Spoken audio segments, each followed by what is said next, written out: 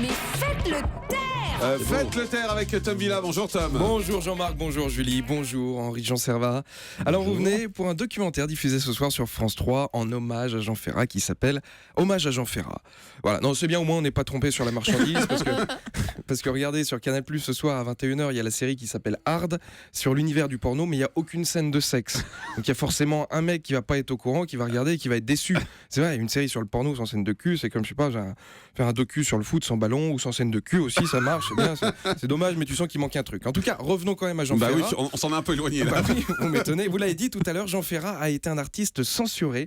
Enfin, pas tout à fait censuré. Disons que la direction générale de l'ORTF, à l'époque, déconseillait de l'inviter.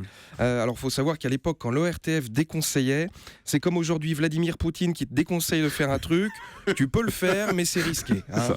En 1969... Tu leur fais plus après. Non, voilà, tu le refais plus parce que t'es décédé. En 1969, Jean-Pierre Chabrol, dans l'émission L'invité du dimanche, avait quand même invité Jean Ferrat, ainsi que Georges Brassens et Jacques Brel. Donc on peut le dire, c'est un joli plateau d'artistes. Alors Jean-Marc, peut-être que vous pensez à la célèbre photo historique.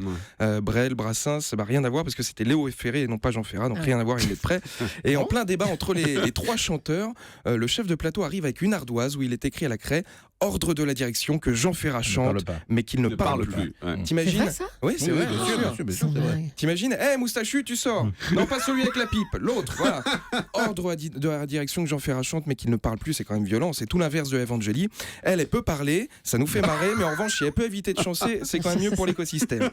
À cause de ça, tout le monde a été viré. Jean Ferrat n'a plus fait de télé pendant près de 3 ans sans télé. Comme Evangélie d'ailleurs. Et justement, dis donc, tout se recoupe. Hein. Alors, sauf que personne, elle, ne l'a censuré. Alors, ce soir, il y a un gros concurrent de Jean Ferrat. C'est vous, Jean-Marc Morandini. Bah oui, ce soir, vous faites votre émission Crime en direct sur Énergie 12. Je suis obligé de faire des blagues. Hein. Si on fait des blagues sur tous les animateurs avec vous, je vous fais rien. Les autres trouveraient ça injuste.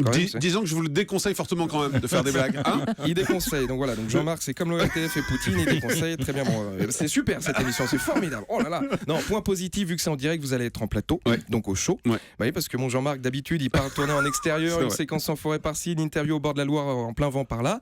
Et comme il fait ça le week-end, quand il revient à la radio, lundi, il est enrhumé. Voilà, merci Énergie 12. Alors ce soir, à la disposition des téléspectateurs, il y aura un répondeur. Donc si des gens ont des éléments nouveaux à apporter à l'enquête, ils peuvent appeler. Oui, c'est un répondeur, parce que le problème de prendre des gens en direct, si c'est pour qu'il y ait Koé qui fasse un canular en direct sur Énergie, ça serait dommage. Sur ce, bon direct. Merci. Et vive Jean Ferrat. Merci beaucoup, Tom Villa, que vous pouvez aller voir sur scène vendredi et samedi. Ah non. Europe